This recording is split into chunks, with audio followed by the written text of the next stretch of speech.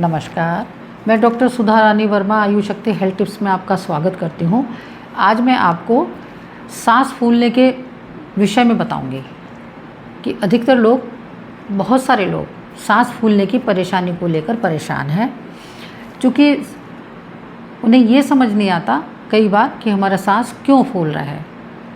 सांस फूलने के पहले कारण जानेंगे।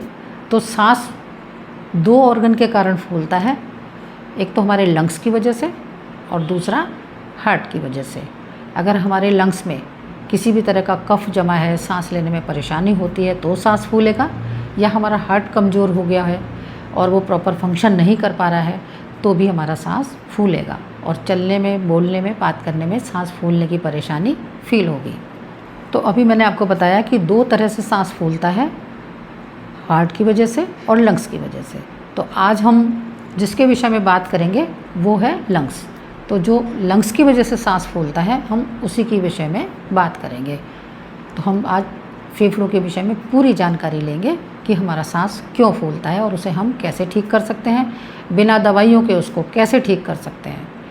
और इसके विषय में मैं आपको होम रेमेडीज़ भी बताऊंगी और प्राकृतिक चिकित्सा भी बताऊंगी।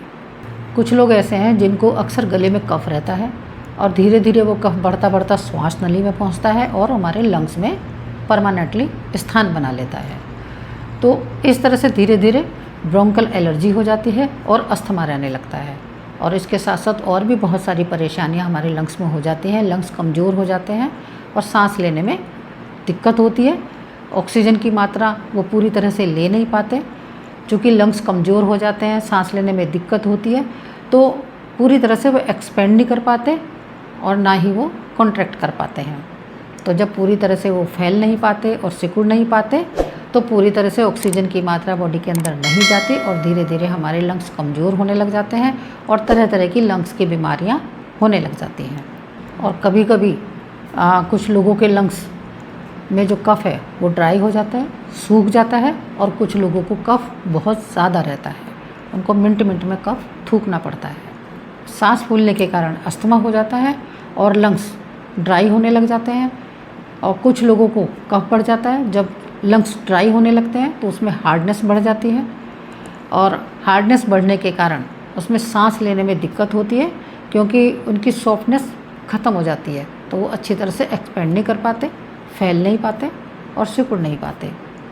तो ऐसी स्थिति को फाइब्रोसिस कहते हैं।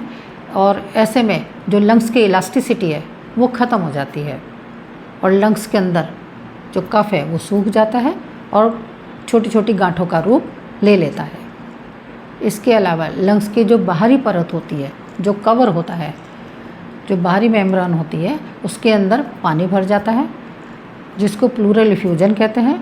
लंग्स में स्वेलिंग आ जाती है, इन्फ्लेमेशन हो जाती है। तो इस तरह से लंग्स की बहुत सारी बीमारियां हो जाती हैं। तो लंग्स में किसी भी तरह की कोई भी दिक्कत अगर आपको दिखाई देती है तो हमें तुरंत उसके ऊपर ध्यान देना चाहिए, चाहे वो छोटी सी क्यों ना हो, चाहे उसका कफ या जुकाम ही क्यों ना हो, हमें उस पर ध्यान देना ज़रूरी है। क्योंकि अगर हम ध्यान नहीं देते तो धीरे धीरे ये छोटी छोटी बीमारियां ही गंभीर बीमारियों का रूप ले लेती हैं। तो सबसे पहले हम बात करते हैं कि अगर नाक बंद रहती हो, सांस लेने में दिक्कत होती हो, श्वास नली में कफ भरा रहता हो और कफ हमारे फेफड़ों में भी हो, तो ऐसी स्थिति में उसको खोलने के लिए हमें क्या करना चाहिए। तो मैं एक आपको छोटी सी होम रेमेडी बताऊंगी। तो सबके घर में प्याज होती है, तो हमें एक प्याज लेनी है, जो डार्क रेड कलर की प्याज आती है। तो हमें एक वो प्याज लेनी है और उसको कद्दूकस पे बारीक साइड की तरफ से घिस देना है। और उसके बाद कोई भी एक बारीक रुमाल या बारीक साफ़ सुथरा कपड़ा लेकर हमें उसका रस निचोड़ लेना है और फिर उस रस को हल्का सा गर्म करना है।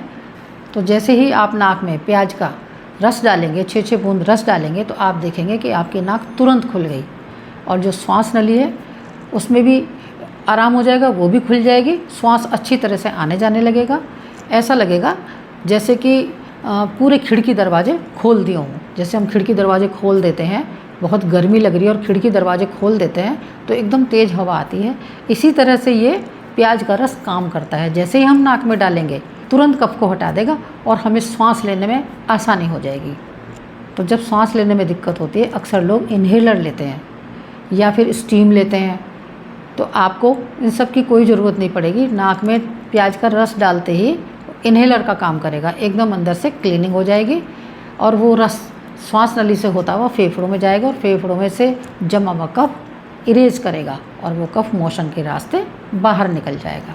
आपको दिन में 3 से 4 बार प्याज का रस डालना है। जब आप दिन में 3 से 4 बार प्याज का रस डालेंगे तो आप देखेंगे कि आपका जमा हुआ सारा कफ निकलने लगा है। ना आपको गले में कफ दिखाई देगा, ना श्वास नली में, और लंग्स भी आपके क्लीन हो जाएंगे। अब ये भी जानना ज़रूरी है कि सांस फूलता क्यों है और कफ बनता क्यों है, हमारे लंग्स कफ से भर क्यों जाते हैं, तो ये भी जानना बहुत ज़्यादा ज़रूरी है। हर किसी के साथ तो ऐसा नहीं होता। तो जिनका डाइजेशन कमज़ोर होता है, जिनका पाचन खराब होता है, तो उसकी वजह से कफ बनता है। अक्सर देखा जाता है कि जिन लोगों को कफ बनता है उनको कब्ज की शिकायत रहती है और पेट उनका ठीक से साफ़ नहीं होता और पाचन उनका ठीक नहीं रहता। इसलिए जो भी कुछ हम खाते हैं वो ठीक से डाइजेस्ट ना हो करके शरीर के अंदर कफ को पैदा करता है, और कफ पैदा करता है तो हमेशा ही आपको कफ महसूस होता रहता है। इसलिए हमें सबसे पहले अपने डाइजेशन पर ध्यान देना है। अगर हमें अपने कफ को कम करना है तो फिर हमें सबसे पहले अपने डाइजेशन पर ध्यान देना ज़रूरी है, उसको ठीक करना ज़रूरी है। अब जो दूसरी रेमेडी बताऊंगी मैं वो ही बताऊंगी जो डाइजेशन में सुधार लाए।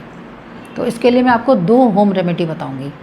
तो वो रेमेडी इतना अच्छा काम करेगी, जो भी आपको उन रेमेडी में से सूट करेगा कोई एक रेमेडी आपको अपनानी है। तो पाचन को दुरुस्त रखने के लिए जो मैं आपको पहली रेमेडी बताने जा रही हूँ, उसके लिए हमें नींबू का रस और शहद चाहिए। तो हमें उसके लिए एक पका हुआ नींबू लेना है, जो बिल्कुल पीला बढ़िया पका हुआ नींबू हो, उसी का रस सबसे अच्छा काम करता है। तो 20 ml हमें उस नींबू का रस लेना है और 20 ml ही शहद लेना है। एक कटोरी में दोनों को मिक्स कर लें और आधी आधी चम्मच जीभ के ऊपर डालते रहें और चाटने की तरह वो हमें खाना है। मतलब उसको हम उंगली से नहीं चाटना है, आधी आधी चम्मच मुंह में डालते रहें, तो जिससे चाटने की तरीके से उसमें टाइम लग जाए। उसको इस तरह से हमें चाट चाट के समाप्त करना है। और जो आप नींबू लें, उस नींबू को यूज़ करने से पहले थोड़े से गर्म पानी में डाल दें, और या फिर उस नींबू को अपनी हथेली और दोनों हथेली के बीच में रख के इस तरह से गोल गोल करके उसे घुमाएं, जिससे कि वो सॉफ्ट हो जाए और उसमें एक गर्माहट आ जाए। तो गर्माहट लाने का हमारा मतलब केवल यही है कि उसके अंदर जो वायु विकार होता है, वात विकार होता है, वो समाप्त हो जाता है और रस भी उसमें ज़्यादा निकलता है क्योंकि वो सॉफ्ट हो जाता है। तो नींबू का प्रयोग करने से पहले हमें उसको गर्म पानी में डालना है या हथेली पर मसलना है और उसके बाद उसको काट करके 20 ml रस निकालना है और उसमें शहद मिला करके चाटना है।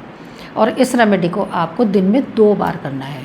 सुबह खाली पेट कर लें और शाम को 3-4 बजे करीब कर लें। जब नींबू का रस और शहद मिलाकर हम चाटते हैं तो ये हमें डबल बेनिफिट देता है। अब आप कहेंगे डबल बेनिफिट कैसे? तो जब हम इसको चाटते हैं तो ये हमारी श्वास नली को और लंग्स की सफाई कर देता है, उस कफ को निकाल देता है। उसके अलावा ये हमारे लीवर, पैनक्रियास, आंतें, स्प्लीन, किडनी सभी को दुरुस्त बनाता है और हमारे डाइजेशन को ठीक रखता है। तो ये सारे जितने भी अंग हैं, ये नींबू और शहद से इनकी एक्टिविटी बढ़ जाती है, ये अपना काम अच्छी तरह करने लगते हैं और हमारा डाइजेशन ठीक होने लगता है। तो इस तरह से ये डबल काम करता है। जब आप 1 से 1.5 महीना नींबू का सेवन शहद के साथ मिलाकर करते हैं, चाटते हैं, तो आप देखेंगे कि आपकी सभी समस्याएं ठीक होने लगी हैं, यानी कफ भी ठीक होने लगा है और आपका डाइजेशन भी सुधर गया है। अब दूसरी रेमेडी की बात करते हैं। दूसरी रेमेडी में हमें 3 चीज़ें चाहिए। इसमें हमें चाहिए सौंठ, पीपल और काली मिर्च। इन तीनों को बराबर मात्रा में लेकर हमें पीसकर इनका चूर्ण बनाना है, पाउडर बनाना है, और इसमें से 1-1 छोटी चम्मच पाउडर सुबह शाम हमें शहद के साथ चाटना है। तो 1-1 छोटी चम्मच में करीब 5 ग्राम पाउडर आएगा, तो उसमें शहद मिलाकर अच्छी तरह से तब हमें इसको चाटना है और ऊपर से हल्का गर्म पानी पीना है। जब आप 15 दिन से 1 महीने इस रेमेडी को करते हैं तो ये कफ का नाश तो करता ही है, लेकिन हमारे डाइजेशन को भी ठीक करता है। हमारे लीवर, पैनक्रियाज, आंतें सभी ऑर्गन को ये ठीक करता है, उनकी एक्टिविटीज़ को बढ़ाता है, यानी डाइजेशन की वजह से, पूरा डाइजेशन की वजह से जो कफ बनता है वो बनना बंद हो जाता है। तो दोनों ही रेमेडी में कफ भी ख़त्म होता है और डाइजेशन भी ठीक होता है। जो भी रेमेडी आपको पसंद आए या जो भी रेमेडी आपको सूट करे, उसमें से एक रेमेडी आपको करनी है। अब मैं आपको एक बहुत अच्छी सी प्राकृतिक चिकित्सा बताऊंगी जो लंग्स से रिलेटेड सभी प्रॉब्लम्स को समाप्त कर देगी। चाहे ब्रोंकल एलर्जी हो, चाहे कफ रहता हो, अस्थमा हो, लंग्स की हार्डनेस हो, किसी भी तरह की कोई भी प्रॉब्लम हो, ये चिकित्सा उसको पूरी तरह से ठीक कर देगी। इसके विपरीत जब हम मेडिसिन लेते हैं तो मेडिसिन लेने से हमारे जो लक्षण हैं वो सारे दब जाते हैं। जितने भी लक्षण हैं, चाहे अस्थमा हो, ब्रोंकल एलर्जी हो, जब हम दवाई खाते हैं तो कुछ समय के लिए वो दब जाते हैं, लेकिन थोड़े समय बाद के लिए वो फिर उभरते हैं। जैसे हम दवाई खाना बंद करते हैं तो वो फिर उभरना शुरू हो जाते हैं और पहले से भी ज़्यादा एग्रेसिव होकर निकलते हैं, क्योंकि वो दबे हुए होते हैं। जैसे ही उनको जगह मिलती है वो एग्रीवेट हो जाते हैं, ज़्यादा बढ़कर निकलते हैं। तो इस तरह का सिलसिला चलता रहता है। जब हम दवाई खाते हैं लक्षण दब जाते हैं, और जब दवाई बंद करते हैं तो लक्षण फिर से उभरने लग जाते हैं। तो ऐसा करने से हमारे लंग्स धीरे धीरे कमज़ोर होने लग जाते हैं और बीमारी कभी भी नहीं हटती, बनी रहती है। अगर आप प्राकृतिक चिकित्सा करते हैं और होम रेमेडी अपनाते हैं तो धीरे धीरे लंग्स की सारी परेशानियां ख़त्म हो जाती हैं, लंग्स मजबूत हो जाते हैं। तो देखते हैं वो प्राकृतिक चिकित्सा क्या है। तो इस चिकित्सा में फेफड़ों के ऊपर गर्म ठंडी पट्टी बांधनी है। तो देखते हैं इस पट्टी को हम कैसे बांधेंगे। अभी मैंने आपसे कहा था कि मैं पट्टी बांध कर दिखाऊंगी। तो ये 2 पट्टियाँ हैं, जैसे मैंने आपको दिखाई थी। अब मैंने इसको रोल कर लिया है। अभी आपने इसको फ्लैट देखा होगा, तय करा हुआ, ये मैंने इसको रोल कर लिया है। तो ये जो पट्टी है, कॉटन वाली पट्टी, इसको हमें पानी में डिप करना है। ये एक बाउल है, इसके अंदर मैंने पानी लिया है। आप देख रहे होंगे इसमें पट्टी मैंने डिप कर दी है, और इसको 1-2 मिनट को भिगा के रखें, जिससे कि पानी इसके अंदर तक अच्छी तरह चला जाए, क्योंकि अंदर से पट्टी सूखी नहीं रहनी चाहिए। और जब ये पट्टी पूरी तरह से गीली हो जाए तब आप इसको निचोड़ दें अच्छे से। ये मैंने इसको अच्छी तरह से निचोड़ दिया। आप देख रहे होंगे इसके अंदर पानी बिल्कुल नहीं है। अब इसको इस तरह से हाथ पे मारकर खोल दें, और इस पट्टी को हमें चेस्ट पर बांधना है। और ये पट्टी 8 इंच चौड़ी है और 3 मीटर लंबी है, और इसी तरह से ये पट्टी भी इतनी ही लंबी और चौड़ी है। पहले हम कॉटन की पट्टी बांधेंगे।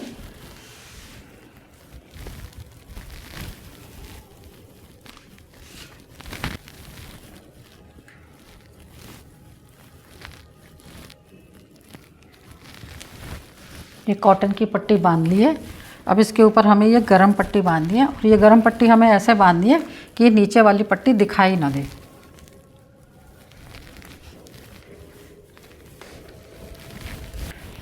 और ना हमें ये बहुत ज़्यादा टाइट बांधनी है और ना ढीली बांधनी है।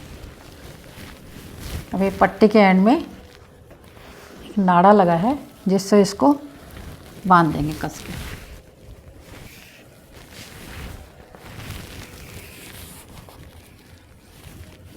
अब इस पट्टी को हम 45 मिनट तक बांध कर रखेंगे, और जब 45 मिनट पूरे हो जाए तो इस पट्टी को खोल देंगे। और जब आप इस पट्टी को खोलें तो हल्का हल्का से हाथों से रब कर दें, बैक पे भी और सामने चेस्ट पे भी, जिससे कि हल्की गर्माहट आ जाए। अगर सर्दियों का मौसम है तो इस पट्टी को बांधकर आप धूप में बैठ जाएं, और ये पट्टी दोपहर तक बांध के समाप्त कर दें, शाम ना होने दें। और अगर गर्मी का मौसम है तो आप इसे किसी भी वक्त बांध सकते हैं शाम तक। और जब आप इस पट्टी को बांधें तो एसी, कूलर और पंखा ना चलने दें। अब 45 मिनट पूरे हो गए हैं। इस पट्टी को मैं खोल दे रही हूँ। तो अभी आपने देखा ये गर्म ठंडी पट्टी लंग्स के ऊपर कैसे बांधी है। जब लंग्स के ऊपर गर्म ठंडी पट्टी बांधते हैं तो लंग्स से रिलेटेड कितनी भी प्रॉब्लम हो, कैसी भी प्रॉब्लम हो, सभी प्रॉब्लम इस पट्टी को बांधने से ठीक हो जाती हैं। चाहे हमें ब्रोंकल एलर्जी हो, अस्थमा हो, लंग्स में स्टिफनेस हो गई हो, हार्डनेस हो गई हो, फाइब्रोसिस हो, लंग्स में गांठें बन गई हो, किसी भी तरह की प्रॉब्लम हो, ये गर्म ठंडी पट्टी उसके लिए चमत्कार से कम नहीं है, चमत्कारिक रूप से काम करती है। लंग्स के ऊपर इस पट्टी को 45 मिनट के लिए बांध के रखना है। जब आप इस पट्टी को बांधें तो आप कोई भी चादर ओढ़ कर बैठें, ऐसे खुला ना बैठें, कोई भी चादर ओढ़ लें। अगर सर्दियों का मौसम है तो ब्लैंकेट ओढ़ लें, और गर्मियों का मौसम है तो चादर ओढ़ लें। या सर्दियों का मौसम है तो आप धूप में भी बैठ सकते हैं, तब आपको चादर ओढ़ने की या ब्लैंकेट ओढ़ने की ज़रूरत नहीं पड़ेगी। तो आप सर्दियों का मौसम है तो धूप में बैठ जाएं, और गर्मियों का मौसम है और कमरे में बैठे हैं तो केवल चादर ओढ़ लें, लेकिन एसी या पंखा न चलाएं। और जब 45 मिनट पूरे हो जाएं तो इस पट्टी को खोल दें, लेकिन पट्टी को खोलने के तुरंत बाद कपड़े पहन लें। ऐसा ना हो कि पट्टी खोल के आप ऐसे ही घूमें, तो उससे हवा लगने से नुकसान होने का डर होता है। तो आप अपने कपड़े पहन लें, और अच्छा रहेगा कि थोड़ी देर आप चादर को ओढ़ के रखें। और जब 20 मिनट हो जाएं पट्टी खोले हुए, उसके बाद आप कुछ भी खा सकते हैं और चादर भी उतार कर रख सकते हैं। बस आपको प्रिकॉशन ये लेना है कि जब पट्टी बंधी रहे तो आप सो भी सकते हैं, बैठकर टीवी देख सकते हैं, किताब पढ़ सकते हैं, कुछ भी कर सकते हैं। बस केवल आपको पानी में हाथ नहीं डालना है और ना ही कुछ खाना है। लेकिन अगर आपको बहुत प्यास लग रही है तो आप हल्का गर्म पानी पी सकते हैं। और जब आप ये पट्टी बांधें तो कोशिश करें कि आपका पेट खाली हो। भरे पेट पर पट्टी को नहीं बांधना है। पट्टी हमें बांधनी चेस्ट पर है, लेकिन हमें जब पेट भरा होता है तब नहीं बांधनी है, क्योंकि जब पेट भरा हुआ होता है तो खून का दौरा हमारे पेट की तरफ ज़्यादा होता है, क्योंकि उसे भोजन को पचाना होता है, तो हमारी सारी ताकत भोजन को डाइजेस्ट करने में लग जाती है। लेकिन अगर हम उस समय पट्टी बांध लेते हैं, चाहे वो कहीं भी बांधें, चेस्ट पर बांधें, कहीं और बांधें, कहीं भी बांधें, तो वहाँ पर उसका उतना इफ़ेक्ट नहीं मिलता। इसलिए जब आपका पेट खाली हो तभी आप पट्टी बांधें। जब खाना खाए हुए 2 घंटे हो जाएं तो पट्टी बांधें, और खाना खाने से 1 घंटा पहले तो आप बांध ही सकते हैं, क्योंकि उस वक्त आपका पेट खाली होता है। जिनको फेफड़ों से रिलेटेड प्रॉब्लम होती है, सांस लेने में दिक्कत होती है, कफ रहता है, तो उनको कुछ सावधानियां भी रखना ज़रूरी है। जैसे हमें ठंडी चीज़ों से दूर रहना है। सबसे पहले तो हमें ठंड से दूर रहना है, ठंड से बचना है, क्योंकि अगर ठंड लग जाती है तो कफ बहुत जल्दी बढ़ जाता है। तो सबसे पहले तो हमें ठंड से दूर रहना है, ठंडी चीज़ों से दूर रहना है, ठंडी चीज़ें नहीं खानी है।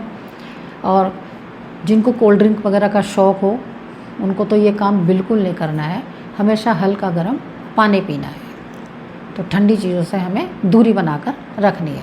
इसके अलावा धूल धुआं जैसे पोल्यूशन से ज़रूर बचें, क्योंकि जो धूल और धुआं है वो नाक से होता हुआ हमारे लंग्स में चला जाता है, और वहाँ जाके हमारे लंग्स को चोक करता है। तो हमें पोल्यूशन से बचना बहुत ज़्यादा ज़रूरी है। और अगर आपका जाना ज़रूरी है तो आप अपने नाक को बंद करके जाएं, मास्क लगा के जाएं, जिससे कि पोल्यूशन आपके नाक से अंदर न जाए। और इसके अलावा अगर आपको लंग्स की प्रॉब्लम है तो बीड़ी सिगरेट को तो बिल्कुल भी हाथ ना लगाएं। बीड़ी सिगरेट तंबाकू वगैरह इन चीज़ों का बिल्कुल प्रयोग ना करें, क्योंकि सिगरेट का धुआं हमारे लंग्स को ख़राब करता है, और जो सिगरेट पीते हैं उनके अक्सर लंग्स ख़राब होते हैं। या फिर सिगरेट नहीं भी पीते लेकिन सिगरेट पीने वालों के पास बैठते हैं, तो उनको भी उतना ही नुकसान होता है जितना पीने वाले को होता है, क्योंकि धुआं तो अंदर जाता ही है। तो हमें धुएं से बचना है। कुछ लोगों को खट्टा खाने से एलर्जी होती है। जैसे ही खट्टा खाते हैं तुरंत गला ख़राब होता है, कफ बढ़ जाता है। तो उन्हें इस बात का ध्यान रखना चाहिए, खट्टी चीज़ों को अवॉइड करना चाहिए। इसके अलावा तले हुए गरिष्ठ पदार्थ और मिठाइयाँ टोटली अवॉइड करनी है, उनको खाने से कफ बढ़ता है। अब बात करते हैं कि फेफड़ों को मजबूत रखने के लिए हमें और क्या क्या चीज़ें करनी चाहिए। चिकित्सा और होम रेमेडी मैंने बताई है, कुछ और भी चीज़ें हैं जो फेफड़ों को मजबूत बनाती हैं। जैसे हमें रोज़ाना योगासन और प्राणायाम पर ध्यान देना चाहिए। तो हमें रोज़ाना अनुलोम विलोम, कपालभाति, भस्त्रिका, सूर्यभेदी प्राणायाम ज़रूर करना चाहिए। अपनी क्षमता के अनुसार करें, लेकिन रोज़ाना करें। इसके अलावा रोज़ाना ताज़ी हवा में 30 से 45 मिनट वॉक ज़रूर करें। जब हम वॉक करते हैं तो ऑक्सीजन की मात्रा हमारे लंग्स में जाती है और वो हमारे लंग्स को स्ट्रॉन्ग करती है। वॉक पर जाने से लंग्स अच्छी तरह से काम करना शुरू कर देते हैं। क्योंकि श्वास तेज़ी से आता जाता है। अब आप समझ गए होंगे कि जिनका सांस फूलता है, लंग्स की प्रॉब्लम रहती है, उससे हम कैसे छुटकारा पा सकते हैं। अगर आपको भी लंग्स की प्रॉब्लम हो, आपको भी किसी तरह की कफ की दिक्कत हो, अस्थमा की दिक्कत हो, तो जो बातें मैंने अभी वीडियो में बताई हैं, अगर आप उसको फॉलो करेंगे तो 100% आपको लाभ मिलेगा। तो मुझे उम्मीद है आज की जानकारी आपके ज़रूर काम आएगी। इस वीडियो को ज़्यादा से ज़्यादा शेयर करें जिससे और सब भी इसका लाभ उठा सकें। फिर मिलते हैं किसी नई वीडियो के साथ। नमस्कार, धन्यवाद।